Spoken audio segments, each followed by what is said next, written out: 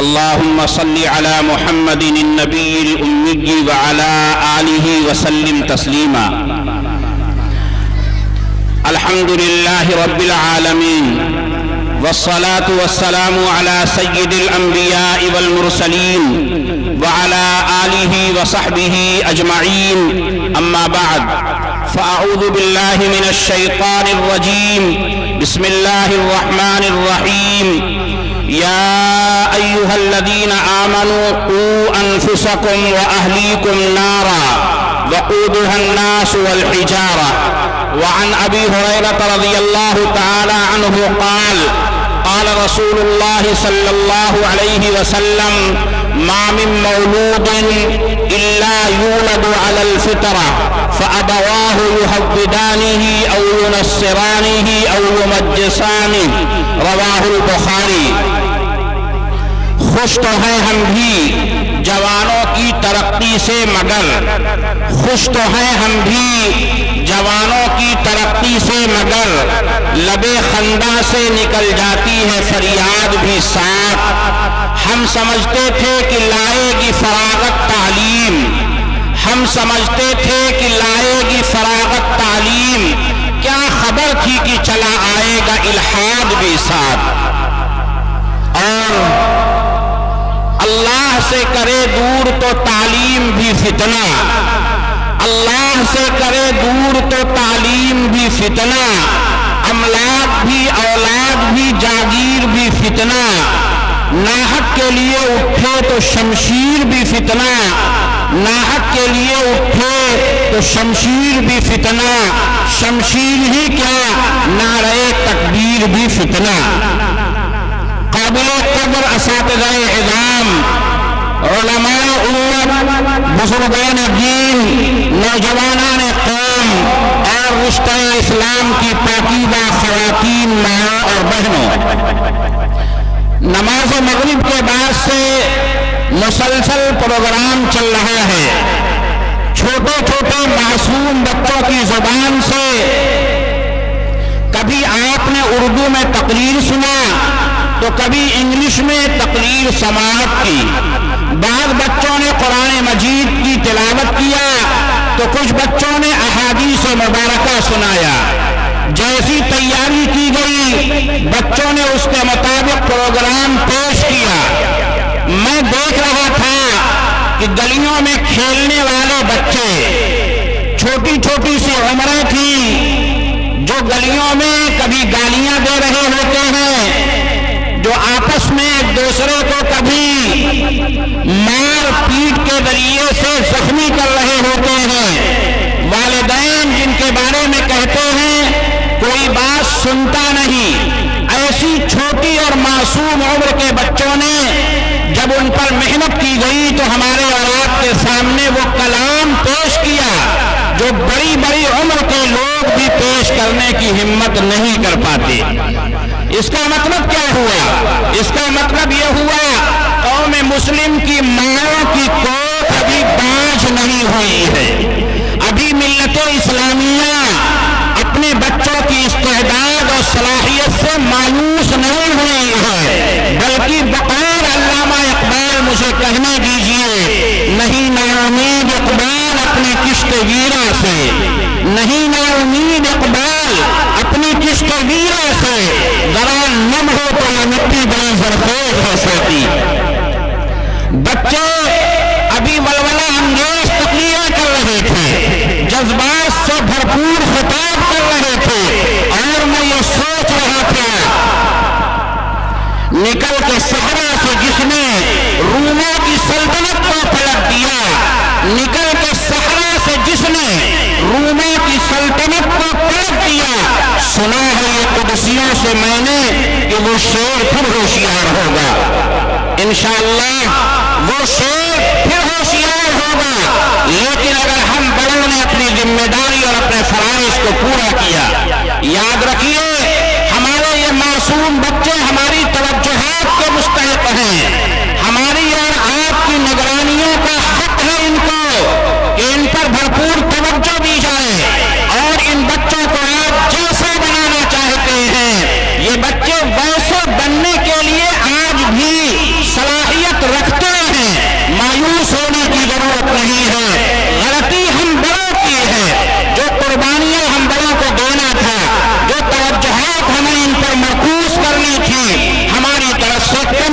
ہے۔ آپ اندازہ لگائیں، حضرت ابراہیم خلیل اللہ ایک دودھ پیتا بیٹا اسماعیل کو چھوڑتے ہیں اور اپنی ایک جوان بیوی کو چھوڑتے ہیں۔ کہاں چھوڑ گئے؟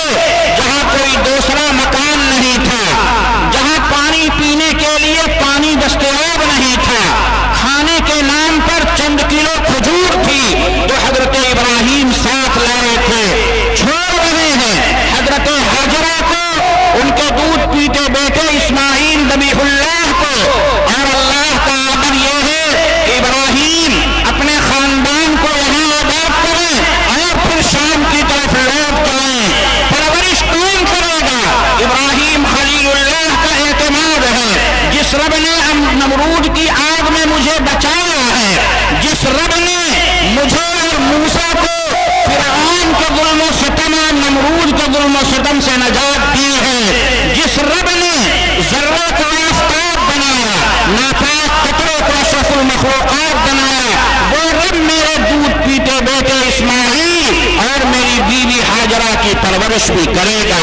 واپس جانے لگے، بیوی نے کہا اے سرتاج، آپ اس وادی غیر زیزرہ میں، اس چٹیل میدان میں، اس بے آب و گیاہ زمین میں جہاں پانی کا نام و نشان نہیں ہے، جو لوگ سعودی عرب رہتے ہیں وہ جانتے ہیں پانی کی قلت آج بھی ہے، مصیبتوں سے پانی حاصل ہوتا ہے، وہاں تک کچھ بھی انتظام نہیں تھا، کھانے کے لیے گھاس بھی نہیں تھی۔ حضرت ہاجرہ نے کہا اے سرتاج محترم، کہاں چلے؟ ہم کس کے بھروسے رہیں گے؟ کچھ بول نہیں رہے ہیں حضرت ابراہیم۔ واپس جانے لگے، حضرت ہاجرہ نے کہا اتنا تو اشارہ کر دیں، یہی اللہ کا آمر ہے، یہی اللہ کا حکم ہے، میں مطمئن رہوں گی جس رب نے آپ کو آگ میں بچایا ہے وہ رب ہاجرہ اور ابراہیم کے بیٹے اسماعیل کی بھی حفاظت کرے گا۔ حضرت ابراہیم نے کہا ہاں ہاں اسی رب کا حکم ہے، تو کہنے لگی جائیے، میرا رب پالنے پر قادر ہے۔ حضرت ابراہیم واپس ہوئے، ذرا آڑ میں پہنچے، وہیں پر بیوی کی محبت یاد آئی، دودھ پیتا بیٹا یاد آیا، کون بیٹا ہے؟ حضرت ابراہیم 86 سال کے ہو گئے، کوئی اولاد نہیں ہے، اور جس کے اولاد نہ ہو آپ جا کے قیمت پوچھیں اولاد کتنی بڑی نعمت ہے۔ حضرت ابراہیم اللہ سے مانگ رہے ہیں رب ہب لی من الصالحین، ربا مجھے نیک بیٹا عطا فرمائیے۔ 86 سال کی عمر کے بعد حضرت ابراہیم کو اسماعیل ملے ہیں، مگر بے آب و گیا چٹیل اوسر بنجر علاقے میں چھوڑ کر حضرت ابراہیم مکہ میں آباد کر کے واپس جا رہے ہیں تو ہاتھ اٹھاتے ہیں ربنا انی اسلمت من ذریتی بواد غیر ذی زرع عند بیتک المحرم، اے پروردگار میں نے اپنی ایک بیوی اور بیٹا تیرے محترم گھر کو آباد کرنے کے لیے بسایا ہے، ربا ان کی حفاظت تو کرنا۔ حضرت ابراہیم واپس چلے گئے، واقعہ بیان نہیں کرتا، اللہ نے زمزم کا کنواں نکالا اور بعض قبائل کو متوجہ کیا اور کھانے کا انتظام کیا۔ حضرت اسماعیل بڑے ہونے لگے، حضرت ابراہیم کو آڈر ہوا اے ابراہیم آپ میرے دوست ہیں، آپ کا لقب خلیل اللہ ہے، کہیں بیٹے کی محبت میری محبت پر تو غالب نہیں آ گئی، جاؤ اپنے لخت جگر کو جس کا عمر ابھی 6 سے 8 سال کے درمیان ہے، دوڑنے کی عمر کو پہنچ رہا ہے، قرآن اس کی ترجمانی کرتا ہے، فلما بلغ معه السعي قال يا بني إني أرى في المنام أني أذبحك فانظر ماذا ترى قال يا أبت افعل ما تؤمر ستجدني إن شاء الله من الصابرين۔ اے بیٹا اسماعیل میں نے خواب دیکھا ہے، میرے رب کا آرڈر ہے کہ میں تجھے اللہ کے نام پر قربان کروں، تیرے گردن پر چھری چلا دوں۔ حضرت اسماعیل حضرت ہاجرہ کی گود میں پڑے ہیں، حضرت ابراہیم وہاں اگرچہ موجود نہیں ہے مگر بیٹا کہہ رہا ہے یا ابتی، اے میرے پیارے ابا جان، اے میرے ابو جان، افعل ما تؤمر، اللہ نے جو آمر دیا ہے، جو حکم دیا ہے اسے پورا کیجئے، انشاءاللہ من الصابرین، انشاءاللہ میں صبر کرنے والوں میں سے ہوں۔ علامہ اقبال کہتے ہیں حضرت ہاجرہ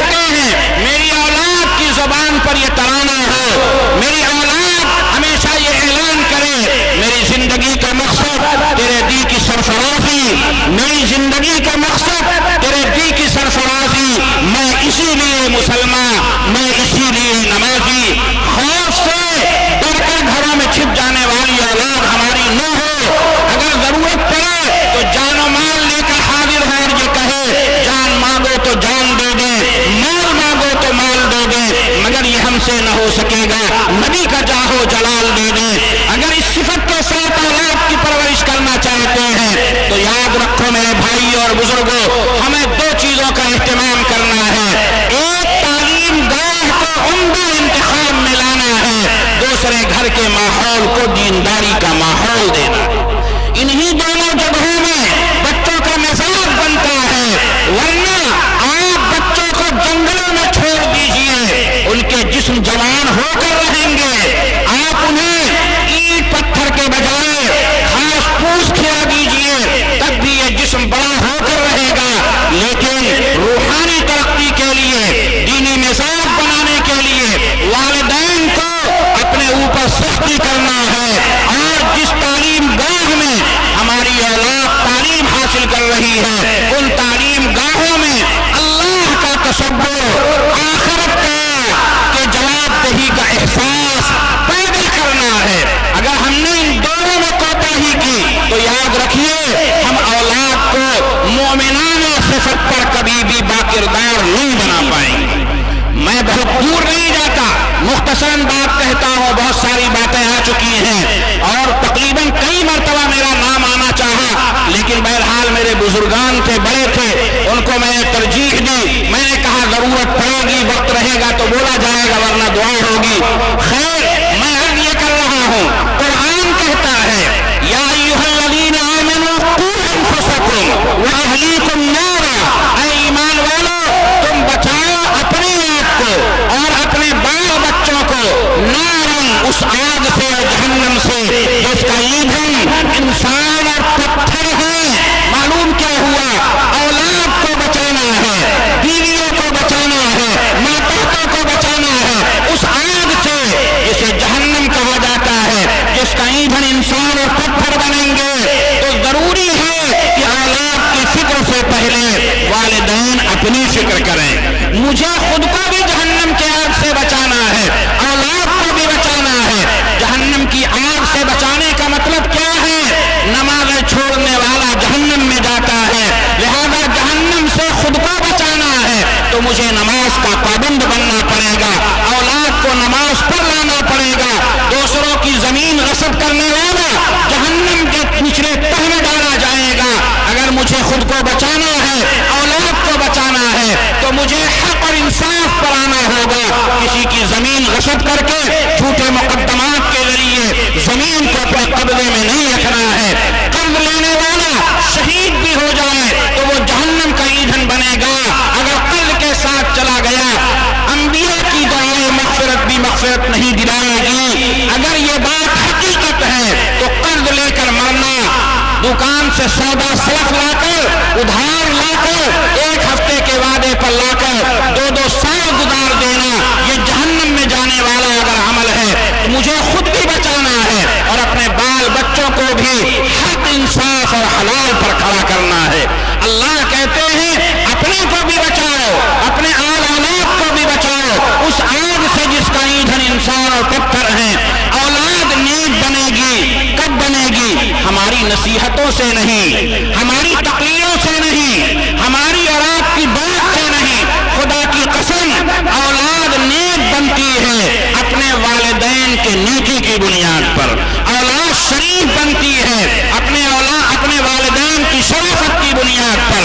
औलाद बाकिरदार बनती है अपने वालिदैन और बड़ों के बाकिरदार होने की बुनियाद पर। माँ बाप जैसे होते हैं, गैर महसूस तरीके से, बगैर नसीहत के बच्चे उसी ढर्रे पर चल निकलते हैं। क्या आपने नहीं देखा? क्या हमने और आपने नहीं सुना कि आज की माएँ कहती हैं अभी इसकी उम्र 2 साल है मगर मोबाइल के बगैर चुप ही नहीं होता? क्या हमने और आपने नहीं सुना अभी ये 1.5 साल का है मगर शीशी भी उस वक्त लेता है जब इसके सामने मोबाइल किया जाता है? ये मंदिर भी दुनिया देख रही है और वो नज़ारा भी मैंने देखा और आपने देखा है। एक दीनदार माँ है, नमाज पढ़ने के लिए मुसल्ला बिछाती है तो 2 साल का बेटा या 2 साल की बेटी अपना कोई माँ का दुपट्टा, अपना छोटा वाला मुसल्ला या कोई कपड़ा माँ के बगल में बिछा देता है। माँ क़याम करती है, ये भी खड़ा हो जाता है, माँ रुकू में जाती है, ये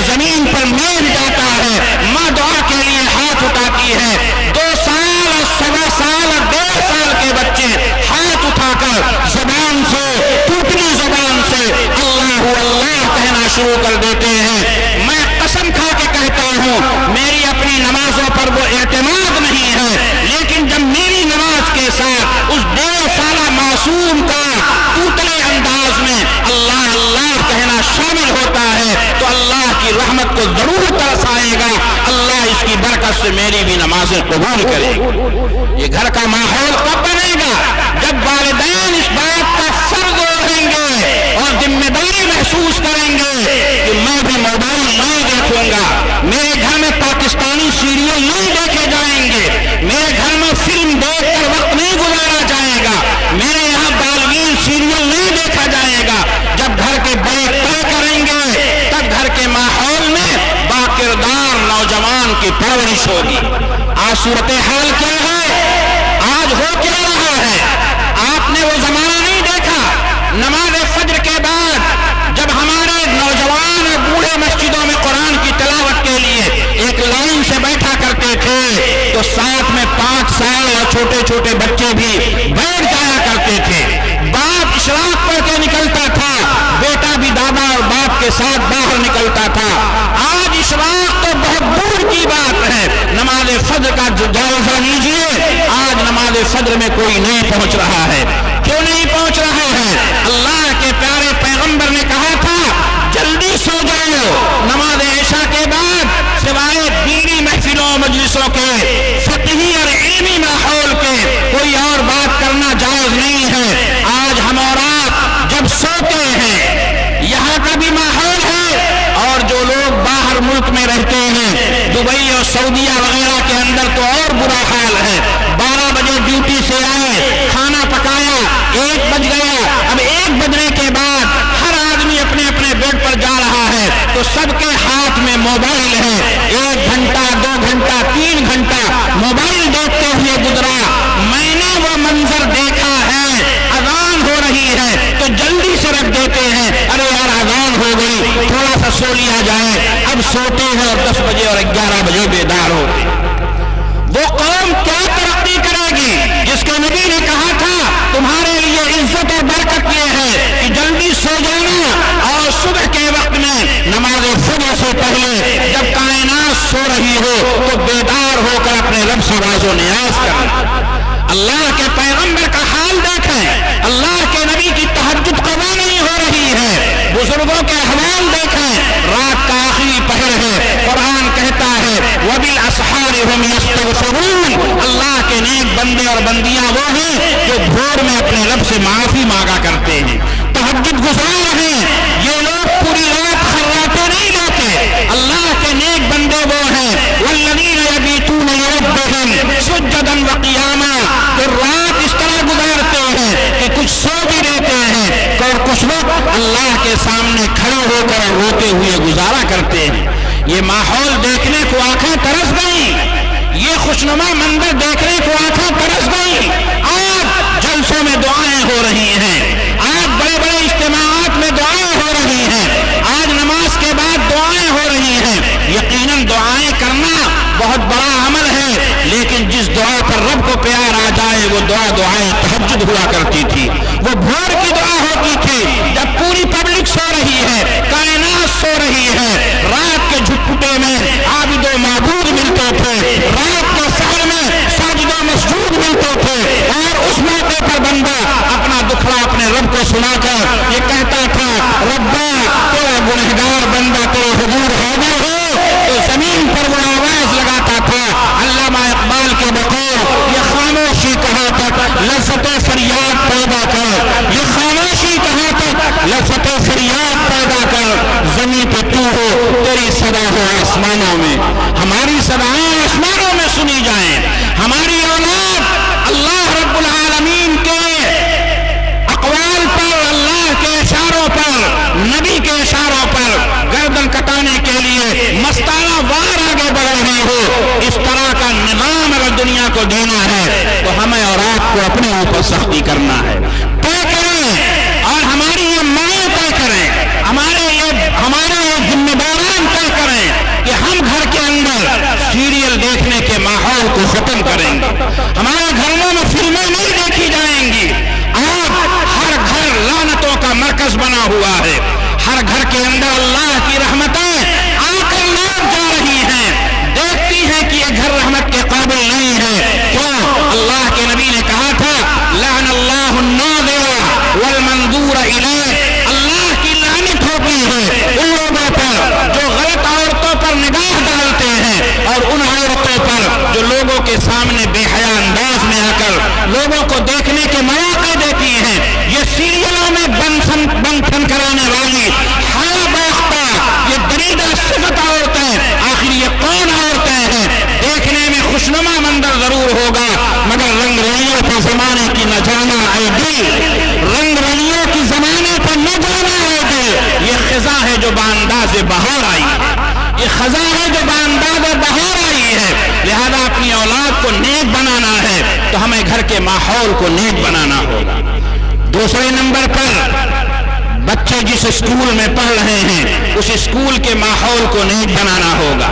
انگلش میڈیم اسکولوں میں آپ بھیجتے ہیں، شوق سے بھیجیں، لیکن خدا کے واسطے ایسے اسکول کا انتخاب کریں جس اسکول میں تعلیم کے ساتھ ساتھ مرنے کے بعد زندہ ہو کر اللہ کے سامنے پیش ہونے کا احساس دلایا جاتا ہو۔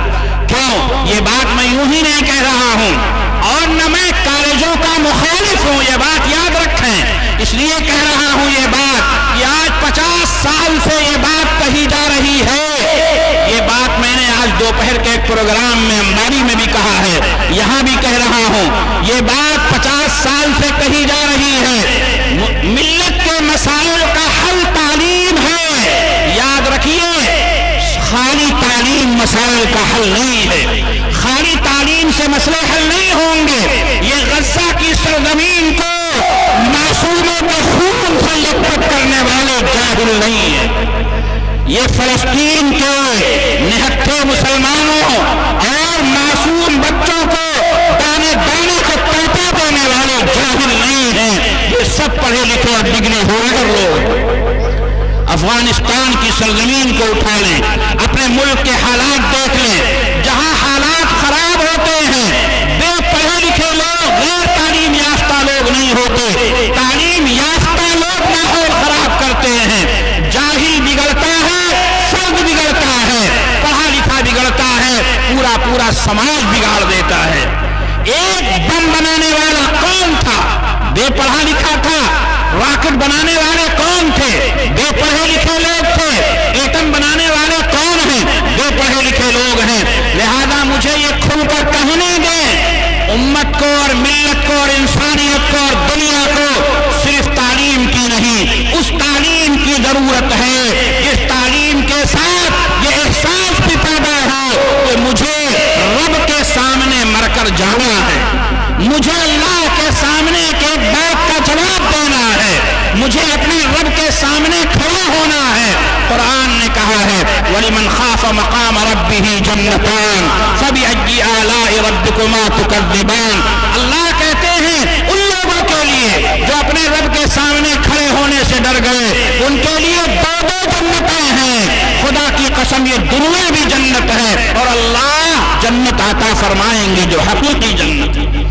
یہ دنیا بھی اللہ جنت بنائیں گے، دنیا کے ماحول کو جنت والا سکون عطا فرمائیں گے، لیکن جب یہ احساس ہوگا کہ کل مجھے خدا کے حضور کھڑا ہونا، اگر یہ احساس پیدا ہوگا تو آپ دل پر ہاتھ رکھ کر بتائیں، اگر میرے دل میں کسی کا 500 روپے ہے مجھے ادا کیے بغیر سکون نہیں آئے گا۔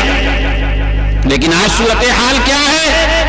کاروبار کرنے والا جھوٹ بولتا ہے اور کہتا ہے بغیر جھوٹ بولے کاروبار چلتا نہیں، لیکن جس آدمی کے دل میں یہ احساس ہوگا کہ میں اللہ کے سامنے جانے والا ہوں، یہی دنیا کل نہیں ہے، تو وہ کہے گا کاروبار کم چلے یا زیادہ چلے، جھوٹ بول کر سودا نہیں بیچنا ہے، میں سچ بولوں گا اور دنیا جیسی بھی گزرے گی گزار لوں گا، کل حشر کے میدان میں نبیوں کے ساتھ، صدیقین کے ساتھ اور شہداء کی جماعت میں کھڑا ہو گیا، یہ مجھے زیادہ پسند ہے۔ اللہ کے پیغمبر کا فرمان ہے التاجر الصدوق مع النبیین والصدیقین والشہداء۔ یہ بات کہاں سکھائی جائے گی؟ یہ بات دینی مکاتب میں سکھائی جائے گی۔ دھوکہ دینے والا محمد عربی کا غلام نہیں ہے اور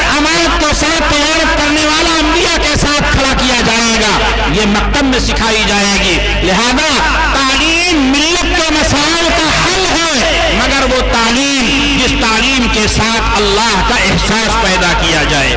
قرآن مجید میں زمانے جاہلیت کے خاتمے کے لیے نبی آخر الزمان، فخر آدمیت، امام المرسلین، احمد مختار، احمد مجتبی، جناب محمد عربی صلی اللہ علیہ وسلم کو آخری نبوت کا تاج عطا فرما کر دنیا میں بھیجتے ہیں تو اللہ کے پیغمبر پر پہلی آیت اتاری جاتی ہے، اقرأ بسم ربک الذی خلق. اے میرے محبوب، پڑھیے اس رب کے نام سے جس نے پوری کائنات کو بنایا اور پیدا کیا.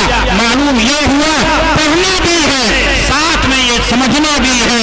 یہ جو سائنسی ترقیات ہو رہی ہیں یہ ہماری اور آپ کی ایجادات نہیں ہے، بلکہ یہ میرے رب کی خلق ہے اور میرے رب کی تخلیق ہے. علم بڑھے گا، اللہ کی معرفت بڑھے گی. علم میں اضافہ ہوگا، اللہ کی پہچان بڑھے گی. علم کی راہ خدا نہ نمائے جہالت است. وہ علم جو اللہ کا راستہ نہ دکھلائے، جو اللہ کی معرفت نہ کرائے، وہ علم نہیں، وہ جہالت ہے. لہذا ہمیں اپنی اولاد کو پڑھانا ہے، اپنی اولاد کو تعلیم یافتہ بنانا ہے، ہمیں اپنے بچوں کو بہترین وکیل بنانا ہے. عدالتوں میں صرف ظالم نہیں مظلوم بھی جا رہے ہیں. ہمارے مقدمات لڑنے کے لیے ہمیں وکیل چاہیے. ہمارے بے قصور لوگوں کو عمر قید کے ذریعے جیلوں میں پھوس دیا جاتا ہے. ہمیں لوور کورٹ، ہائی کورٹ اور سپریم کورٹ جانا ہے. ہمیں وکیلوں کی ضرورت ہے. لہذا ہم وکیل بھی پیدا کریں گے، لیکن وکیل وہ ہوگا جو جھوٹے مقدمات نہیں بنائے گا، مظلوموں کی آواز بنے گا. اللہ کے پیغمبر علیہ السلام اس کائنات میں اور اللہ کے نبی بنائے جانے کے بعد یاد رکھیں پہلے وکیل بھی ہیں اور پہلے جج بھی ہیں. اللہ کے پیغمبر کے پاس فیصلے آتے ہیں، اللہ کے نبی فیصلہ کرتے ہیں. لہذا ہمیں وکیل بھی بنانا ہے. ہم بیمار ہوتے ہیں، روزہ میں کب رکھوں گا؟ جب صحت ہوگی. میں نماز کب پڑھوں گا؟ جب صحت ہوگی. میں وضو کب کروں گا؟ جب صحت ہوگی. حج کرنے کب جاؤں گا؟ جب صحت ہوگی. آج لاکھوں کے مالک ہیں، گھٹنے جواب دے گئے، حج کو نہیں جا رہے ہیں. معلوم یہ ہوا علم ادیان کے ساتھ، دینی علم کے ساتھ بدن کا علم بھی ضروری ہے. بدن بچانے کے لیے عبادت توڑوا دی جاتی ہے. کوئی بندہ روزہ ہو، خطرہ ہو کہ پانی نہیں پیے گا تو پیاس کی وجہ سے مر جائے گا. علماء فتویٰ دیں گے، مفتیان کہیں گے روزہ توڑنا واجب ہے، جان بچانا ضروری ہے. یہ مفتیان فتویٰ دیں گے. معلوم یہ ہوا زندگی اور جسم کا باقی رکھنا بھی ضروری ہے. بیماریاں بھی آ رہی ہیں تو ان کے علاج کے لیے ڈاکٹر بھی چاہیے. ہمارے یہاں منتخب اعمال اور فضائل اعمال پڑھی جاتی ہے. آپ نے اس میں دیکھا ہے حضرت شیخ الحدیث حدیث لا رہے ہیں، مولانا یوسف صاحب نے حدیث جمع کی ہے کہ تیماردار کی فضیلت یہ ہے کہ جب وہ مریض کی عیادت کو جاتا ہے تو ایسا ہے جیسے رحمت کے پانیوں میں تیر رہا ہے، اور جب بیمار کے پاس بیٹھ جاتا ہے تو ایسا ہے جیسے رحمت کے پانیوں میں غوطہ لے لیا، ڈبکی لے لیا. آپ بتائیں میں بھی تیمارداری کو عیادت کو جاتا ہوں، میں کیا کرتا ہوں؟ آپ جاتے ہیں، آپ کیا کرتے ہیں؟ خیریت تو معلوم کرتے ہیں. اب طبیعت کیسی ہے، کس ڈاکٹر کا علاج چل رہا ہے، پہلے سے کیسا محسوس کر رہے ہیں؟ کوئی بات نہیں، اللہ صحت دے دیں گے. یہی تو کر کے لیتے ہیں. جو تیمارداری کرنے جائے وہ رحمت کے پانیوں میں غوطہ لے، اور جو انسان کی خدمت اس بنیاد پر کرے کہ مرض دور ہو جائے، جسے ڈاکٹر کہتے ہیں، آپ اس کی فضیلت کے بارے میں کیا کچھ کہیں گے؟ کوئی لفظ نہیں ہے ان کی فضیلت کے بیان کرنے کا. خدا کی قسم، تیمارداری کرنے والا اگر رحمت کے پانی میں غوطہ لیتا ہے تو ڈاکٹر سر سے پیر تک اللہ کی رحمت. لیکن وہ ڈاکٹر جس کی نگاہ اجرت سے زیادہ اللہ کے اجر پر ہو، جس کی نگاہ دولت سے زیادہ آخرت پر ہو، اور یہ یقین رکھے میں غلط دوا نہیں لکھوں گا، میں بلا وجہ کا چکن نہیں لکھوں گا، میں نارمل پیدائش کی طرح زبردستی آپریشن نہیں کروں گا، میں دھوکے کے ذریعے سے علاج نہیں کروں گا. اگر ڈاکٹر آخرت کو سامنے رکھ کر ملت کا، امت کا انسان انسانیت کا علاج کرتا ہے تو یہ سر کے بال سے لے کر پیر کے ناخن تک یہ سراپا اللہ کی رحمت ہے۔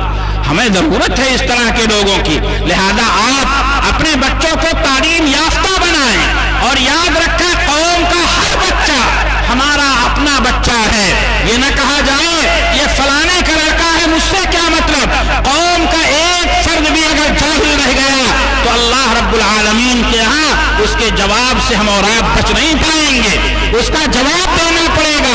ہم نے ملت کے لیے کیا کیا ہے؟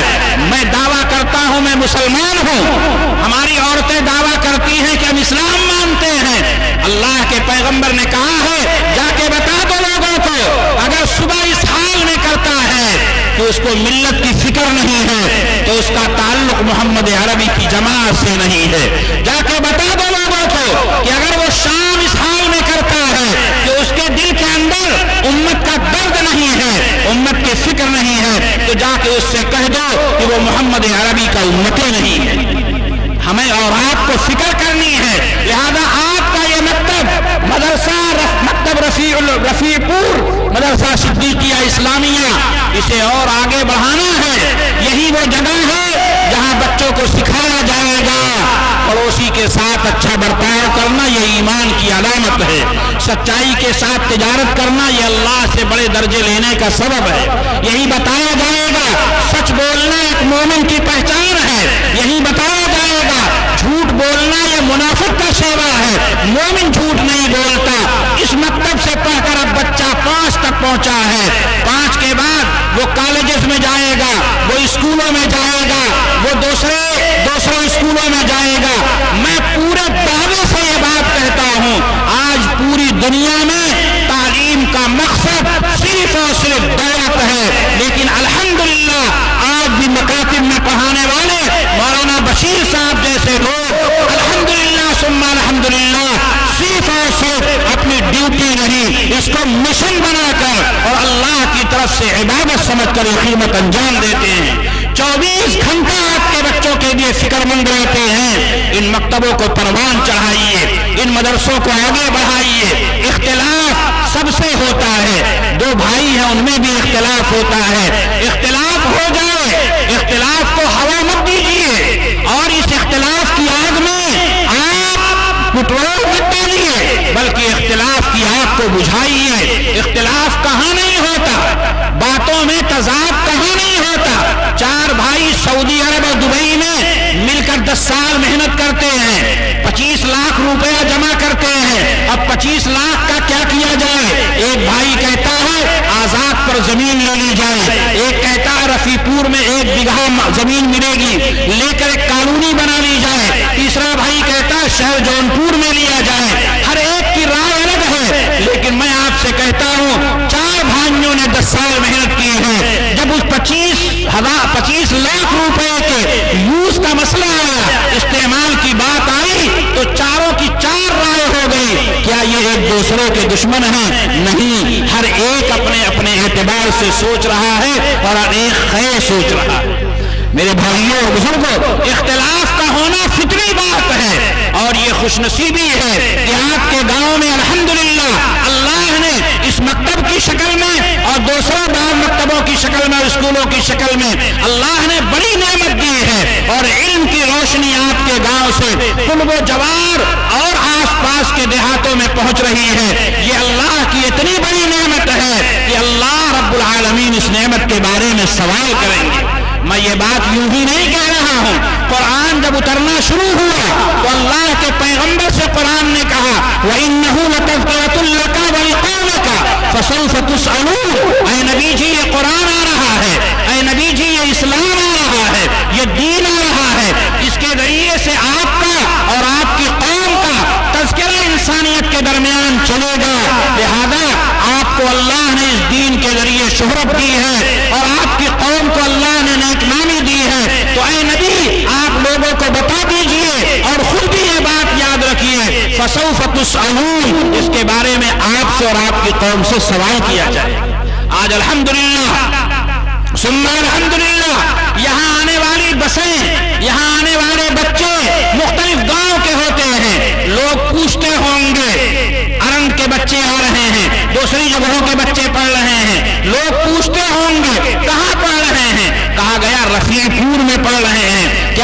بہترین تذکرے کا یہ سبب نہیں ہے۔ اسی طرح میں آپ سے یہ بات عرض کرتا ہوں، نیک نامی اللہ اگر بغیر طلب کے دے دے یہ اللہ کی نعمت ہے۔ بعض لوگ اپنی شہرت کے لیے پوسٹر لگواتے ہیں، چاہتے ہیں دنیا ہمیں جانے، یعنی اپنے مشہور ہونے کی تمنا کرنا یہ غلط ہے، مگر اپنے عمل و کردار سے مشہور ہو جانا یہ اللہ کی نعمت ہے۔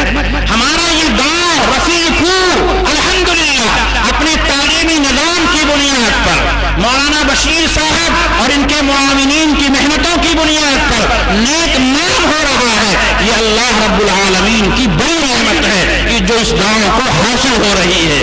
اس لیے میرے بھائیوں اور بزرگوں، اختلاف ہو جائے، اختلاف کو مل بیٹھ کر حل کر لیجیے۔ اگر ملت کے اتحاد کے لیے، امت کے اتفاق کے لیے خود کو دبنا پڑے تو دب جائیے، کل اللہ رب العالمین وہ بدل عطا کریں گے کہ ہم یہ چاہیں گے اے کاش میں ہر اختلاف میں پیچھے ہٹ گیا ہوتا۔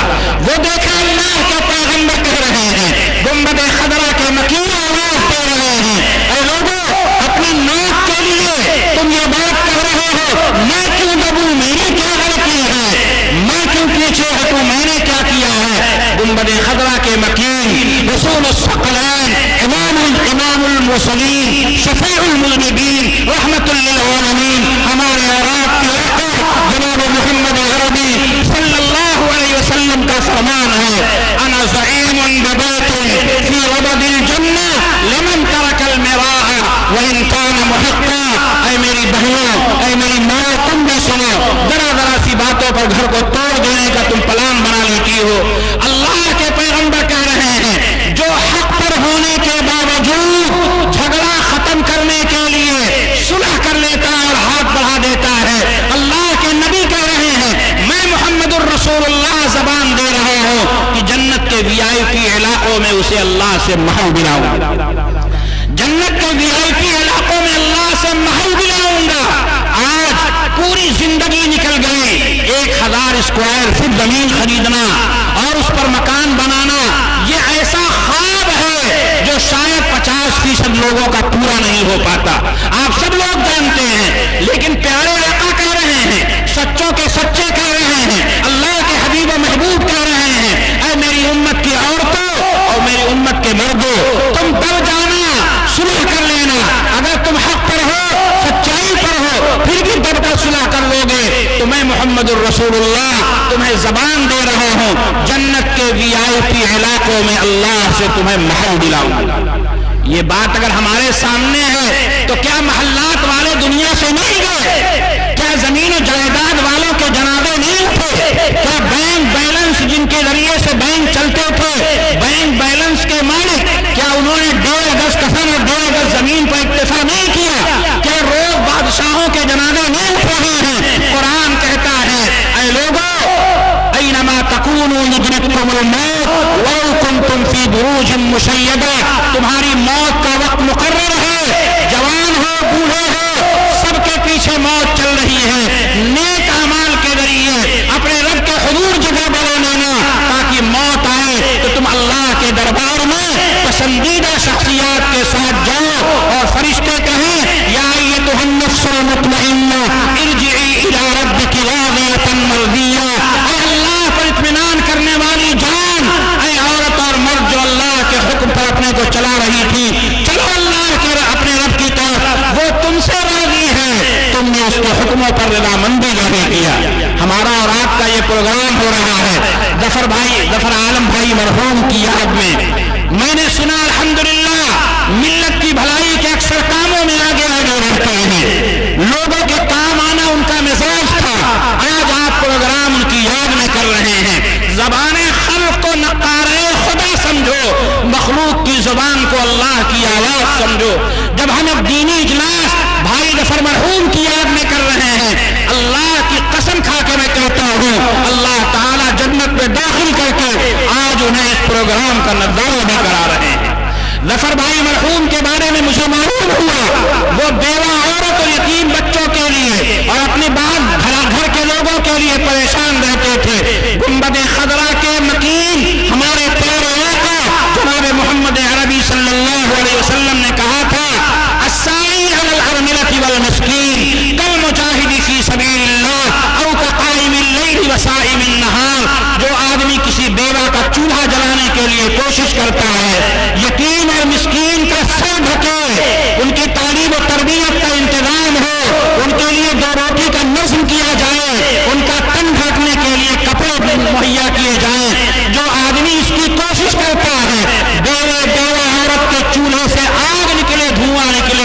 اس کی کہانی کے اندر بھی پکوان پکے۔ اللہ کے نبی نے فرمایا بیوہ مسکین اور یتیم کے لیے کوشش کرنے والا ایسا ہے جیسے اللہ کے راستے میں جہاد کرنے والا ہے، رات بھر نفلیں پڑھنے والا ہے، دن بھر روزے رکھنے والا ہے۔ ہمارے ظفر بھائی مرحوم ہمارے درمیان نہیں رہے، وہ اس ادارے کے لیے رات دن ایک کرنے والے تھے، پورے سماج کے لیے مفید ترین شخصیت تھے۔ اللہ تعالیٰ ان کی قبر کو نور سے بھر دے، اللہ ان کی بال مغفرت فرمائے۔ ان کا ایک بچہ چھوٹا بھی پروگرام سنا رہا تھا، میری آنکھیں بھر آئیں۔ اللہ اس بچے کو ان کا بہترین جانشین بنائے، ایک لفظوں کے ذریعے سے اللہ اپنے دربار میں اونچے محلات عطا فرمائے۔ میرے بھائیوں، یہ مکاتب، یہ مدارس اسلامیہ، یہ دینی درسگاہیں خدا کی قسم ہماری سب سے بنیادی ضرورت اور ہمارے بزرگوں کی سب سے بڑی میراث۔ میں اب بات مکمل کرنے کی طرف بڑھ رہا ہوں۔ آج آپ نے نام سنے ہو، سنتے ہیں، اسپین اور اندلس کا۔ ہم سے زیادہ مضبوط وہاں حکومتیں تھیں، وہاں عالی شان بلڈنگیں تھیں، لیکن جب وہاں سے اسلام اور مسلمان ختم ہو گئے تو وہاں الحمرا کی بلڈنگوں کے بلند و بالا برج دکھائی دے رہے ہیں، قرطبہ کی مسجدوں کے بلند و بالا مینار دکھائی دے رہے ہیں، عالی شان مسجدوں کے گنبد دکھائی دے رہے ہیں، جو بتا رہے ہیں کہ یہاں کبھی مسلمانوں کی بھی عظمت تھی، مسلمانوں کا وقار تھا، مگر ان کے پاس اس کے علاوہ کوئی میراث نہیں بچی۔ یہ چند عمارتیں مسلمانوں کی موجودگی کا احساس دلاتی ہیں۔ میں قسم کھا کے کہتا ہوں، اگر ان مدارس کا ہم نے خیال نہیں کیا، ان مکاتب کی ہم نے حفاظت نہیں کی، تو یاد رکھیں ایک زمانہ وہ آئے گا اسی ہندوستان کے اندر کہ لوگ لال قلعہ دیکھیں گے اور کہیں گے یہاں کبھی مسلمان تھے، لوگ قطب مینار کی بلندیاں دیکھیں گے اور کہیں گے یہاں کے اقتدار پر کبھی مسلمانوں کا قبضہ تھا۔ ہماری عیدگاہیں اور مسجدیں مسلمان ہونے کا احساس دلائیں گی، لیکن یاد رکھیں اس وقت ہمارے پاس کچھ نہیں رہ جائے گا۔ لہذا جامع مسجد کا تقدس اپنی جگہ ہے، اعتراف ہے اس کا، اور دہلی لال قلعہ کی عظمت اس کا اعتراف ہے، قطب مینار کی بلندیاں، تاج محل کی خوبصورتی، یہ ہماری میراث ہے، اس کا اعتراف ہے، لیکن اس سے بڑی میراث ہمارے پاس جو ہے ان کو مکاتب دینیہ اور مدارس اسلامیہ کہا جاتا ہے۔ ان کی حفاظت کرنا ہماری اور آپ کی ذمہ داری ہے۔ ان مکاتب میں پڑھانے والے، ان مدرسوں میں پڑھانے والے، قلیل تنخواہوں پر گزارا کرنے والے، آپ ان کی قدر کریں، یہ اللہ کا انعام ہے، یہ عظیم نعمتیں ہیں۔ ان کے پاس بھی ہاتھ ہیں جن میں طاقتیں ہیں، ان کے پاس بھی پیر ہیں، لوئے نہیں ہیں، ان کے پاس آنکھیں ہیں، روشنی موجود ہے۔ جتنی تنخواہ مکتبوں کو دے رہے ہیں، مدرسوں میں دے رہے ہیں، میں قسم کھا کے کہتا ہوں اگر یہ شاہ گنج اور کھپا سرائے کے چوراہے پر پھل اور مونگ پھلی کا ٹھیلا بھی لگائیں گے تو اس سے زیادہ کمائیں گے، لیکن مقصد سے وہ ہٹ جائیں گے۔ اللہ نے انہیں یہاں روکا ہے، تمہیں یہاں رکنا ہے، اور ملت کی روحانی تعلیم و تربیت کے انتظام کے لیے اللہ کی طرف سے استعمال ہونا ہے۔ اگر انہوں نے اپنا وقت فارغ کیا ہے تو آپ کی ذمہ داری ہے کہ آپ ان کی ضروریات دنیا کا خیال کر کے دنیا کی ضرورتوں سے انہیں آپ فارغ کریں۔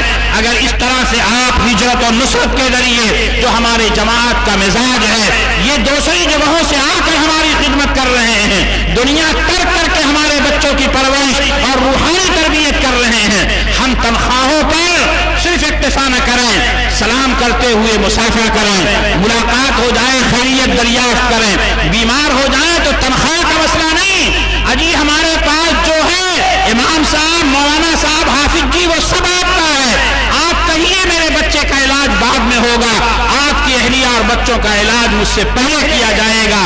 آپ ہمارے گاؤں کو جو دے رہے ہیں وہ ہم مل کر بھی اپنے گاؤں کو نہیں دے سکتے۔ اگر اس طرح کا ہم مزاج بنائیں گے تو انشاءاللہ العزیز مجھے آپ کو یہ کہتے ہوئے ذرا بھی تردد نہیں ہے، ذرا بھی فکر نہیں ہے کہ انشاءاللہ اسی دریا سے اٹھتی ہے وہ موجے تنڈ جانا بھی نہنگوں کے نشیمن جن سے ہوتے ہیں تہو بالا۔ انشاءاللہ یہی سے غیور نوجوان پیدا ہوں گے، دین پر مر مٹنے والے جذبات سے لیس افراد جنم لیں گے۔ اللہ تعالیٰ اس ادارے میں خدمت کرنے والوں کو، اس کا تعاون کرنے والوں کو، اس طرح کے تمام اداروں کی دیکھ ریکھ کرنے والوں کو، اختلاف ہو جائے صلح کر کے ایک ہو جانے والوں کو اپنی طرف سے اپنی شایان شان بدل عطا فرمائیں، اور اللہ تعالیٰ دنیا اور آخرت میں ہمیں نیک نامی عطا فرمائیں۔